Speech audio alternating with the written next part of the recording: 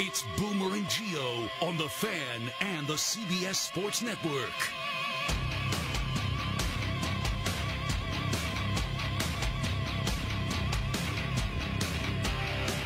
Live from the Investors Bank studio, Boomer Esiason and Greg Giannotti, Boomer and Gio on The Fan and simulcast across the country on CBS Sports Network. Good Monday morning after a wild card weekend in the NFL that had some decent action, some defense for the first time that we've seen in a long time, at least in this NFL season, and a game that ended with not one but two boinks off of the crossbar, and the Philadelphia Eagles and Nick Foles continue the magic into this postseason.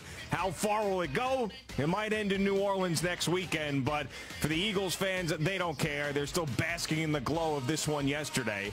And Cody Parkey, even though that ball was tipped, there was fingertips on that football. Cody Parkey's got to be sick today and probably for several months till he gets a chance to kick again. Good morning, Boomer. How are you? You know what? I'm doing great, man. I love the football that we saw this weekend, and, you know, that was a compelling finish in Chicago. It was awesome, and Nick Foles is like, man, Jesus, he's going to make a decision in Philadelphia. Very, very difficult, especially if they go on the road and win in New Orleans this weekend. All I can tell you is game's on the line. It's fourth down, sprint right, Z out. They may call it something different. That's what we used to call it back in the day with the West Coast offense. It's a pretty easy play. And Golden Tate's route was unbelievable because he went up. He took one step. He hesitated a little bit, looked like he was going to go inside and then jump to the outside. And his timing was impeccable because as soon as he turned around, Nick Foles had thrown the ball there, and he got away from Williams, the defensive back, ever so slightly. I mean, they knew the play was coming, and even when you know the play is coming, in order to stop it, you got to be really, really good, really fast, and a good change of direction guy. And the way that Golden Tate ran that play, it was beautiful, and that's how you draw it up. You know, they run that play the first day of practice. That is like a staple play in the West Coast offense. And I'm sure Matt Nagy knew it on the other side. I'm sure that Vic Fangio knew it on the other side, that they were going to run it. And, you know, that's a play right there that tells you how important Nick Foles is, because no matter the fact that he threw 2 interceptions in the first half, it didn't matter. All it mattered is when the game came down to it, who was going to make the play. And Nick Foles made the play, and Golden Tate ran a great route, but the throw has got to be there. It's on fourth down. He's not throwing it at his feet. He's not throwing it behind him. He's throwing it where he can get it away from the defender.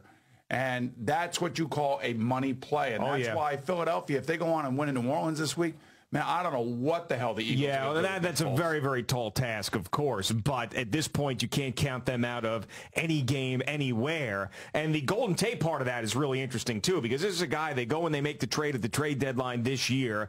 You just don't see him being a big contributor as games go by. And then in this game, against the league's toughest defense, he's making the biggest play, along with Nick Foles, on fourth down to get the lead. And, of course, the Bears have an opportunity at the end of the game. It's a kick that should have been made, a very makeable kick, and that's the way the thing ends. But, I mean, I thought that the Bears were going to roll in this game. I really thought that it was not going to happen again. I thought all the stars were aligned for the Philadelphia Eagles last year, and to duplicate that and recreate that even on Wild Card Weekend as a road team was going to be very, very difficult. But, I mean, at this point, you can never count that team out. You can never underestimate what they can do, because they went into Chicago against the league's best defense and did this on the road. That place, Urlacher and Butkus are coming out before the game. They hadn't had a playoff game there in a long time, and they were able to silence all of that and win the game in the fourth quarter. Incredible. Well, I'll tell you what, Jason Peters had a hell of a game. He basically totally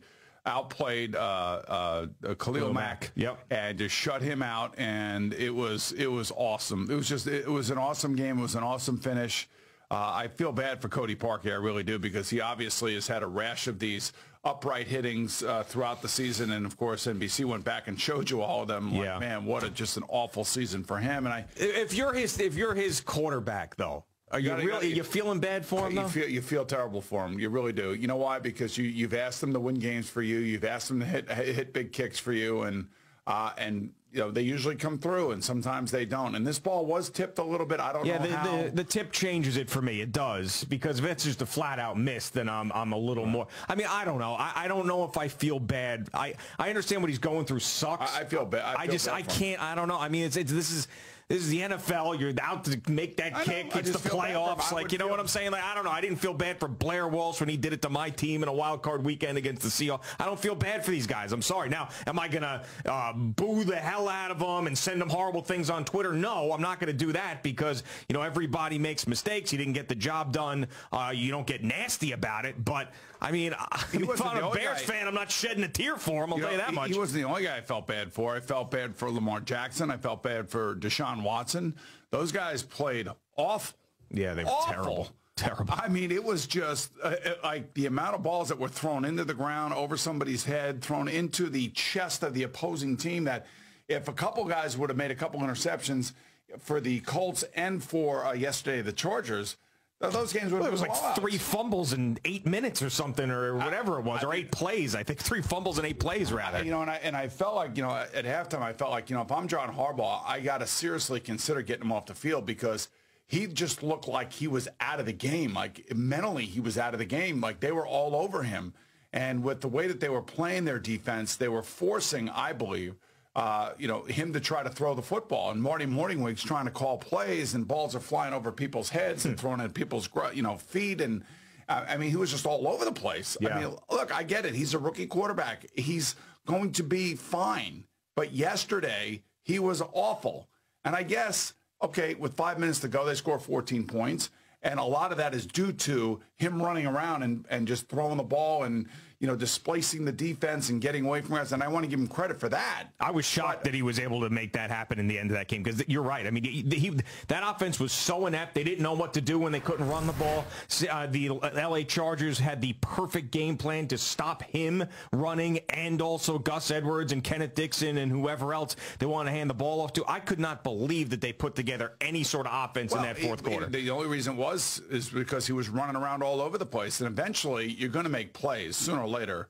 Now, if the game would have ended 20-3 and we would have been here this morning, everybody would have been screaming and yelling at John Harbaugh for not putting in Joe Flacco. Right. But the fact that they scored 2 touchdowns, they got within a touchdown, and they had the ball at the end, you could say to yourself, okay, I can understand why he stuck with him. And I guess to some respect, I do respect the fact that John Harbaugh stayed with his quarterback that got him to where they were. So I do understand that level of commitment to your QB. But I just felt like I would give him one more series in the second half, and he came out and got sacked on successive plays. Well, it seemed like to me, they had made that decision to move on from Joe Flacco. That was it, right. and there was no going back. And they didn't want to complicate matters. It was more important to them to not bench the guy who was their future, regardless of how poorly he was playing, to have faith in him going forward. That was, they're playing a long game with Lamar Jackson as well, because, with Flacco, it's like, all right, we bring him back in this football game when we've already made the decision to move on from him. I mean, I don't know. It was tough, but you're right. I mean, the fact that he did what he did, Lamar Jackson, in that fourth quarter sort of quieted some of the critics, because they still had an opportunity to win the game 24-23 if he would have had a touchdown drive. Now he ends up fumbling again, on that last drive as he gets stripped, because it was relentless, that Chargers defense all day. He's got a long way to go as a starting quarterback, and everybody knew that. Nobody ever expected him to play this year. Everybody thought that Joe Flacco was going to be the quarterback, and Lamar would be like this special weapon that they would use in different ways. And they did do that early on, just I think also to get Lamar familiar with what it's like to run an NFL huddle and all that other stuff. But, at the end of the day, the question is, it's not even a question, because we all know that you can't play quarterback the way that they're asking him to play, because he will not make it physically. Cam Newton didn't make it through the year. Andrew Luck lost a year of his career and almost lost all of his career for running like a lunatic. So that's not the way the NFL game is meant to be played. And with the fumbles and the ball going through his hands and the ball being overthrown and the ball high, that just tells me that, he just did not have his stuff yesterday. He didn't have his fastball. He didn't have his best game. It happens to all sorts of athletes.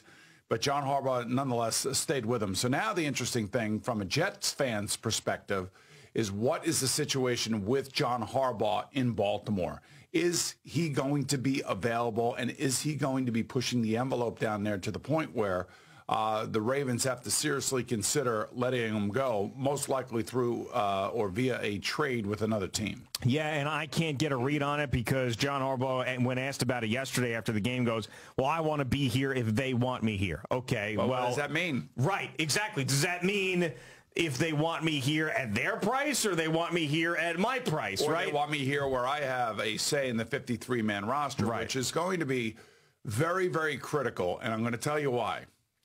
Because I believe that while there are reports out there that things went well with Mike McCarthy, there was also a report from our show yesterday from Jason Lockenfor that things didn't go well and that he was not going to sign with the Jets and that the Jets are seriously considering Matt Rule from Baylor.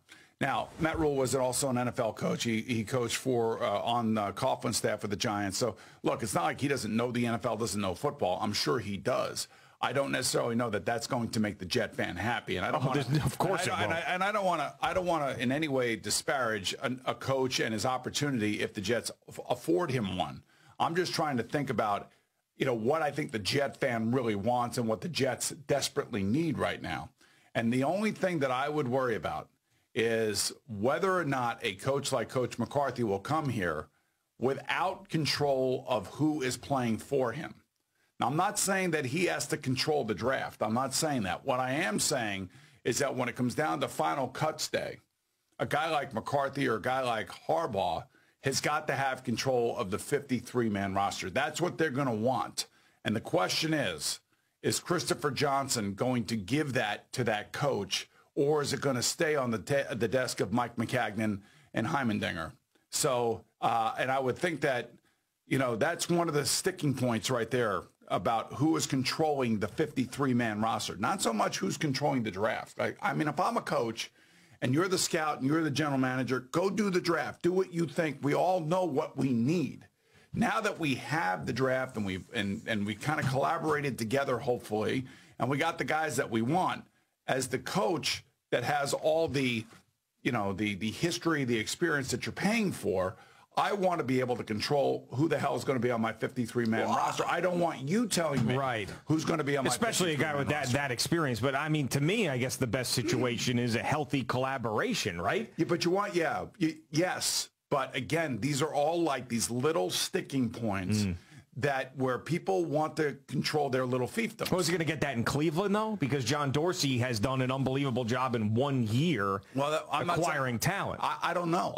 But I'm just saying that if you come here, I would think that if you are a head coach of that kind of stature, you're going to want that. And if you have a direct line and the way that the structure is set up here in New York, that means you should be able to get that and that the owner should give you that part of it in your contract. Yeah, if Mike McCarthy, here's the other factor we've said a million times, we'll probably say it another million times. Mike McCarthy does not have to rush to a job this year. He had a very odd ending there in Green Bay before the season ended. All this stuff about him and Aaron Rodgers was out there in the public. If he does not coach next year, Mike McCarthy gets $7 million. If he does not find, this is why I'm saying, if he does not find that perfect situation, so if there's 90% of the stuff that he likes with the Jet job, but there's 10% that he doesn't, he's probably not going to take the job because of that 10%, because of the situation he's in. All right. So there are two jobs that are perfect for Mike McCarthy, Cleveland and the Jets. The Jets may be the better job because he has a direct line to the ownership, which is probably not going to be the case in Cleveland.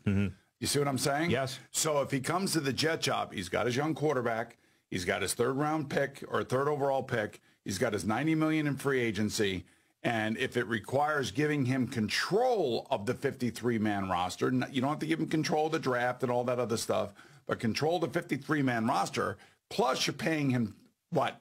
Pete Carroll just got $11 million a year. So McCarthy may come out of retirement 6 years, $60 million. It's hard to say no to that. Yeah, right. Yeah, well, that's what the Jets are going to have to do, I think, to break a tie. But that's why I believe the Jet job is one of the best jobs there is. Plus, if you're going to have that direct line to ownership, And, this is Christopher Johnson's first foray into this, okay?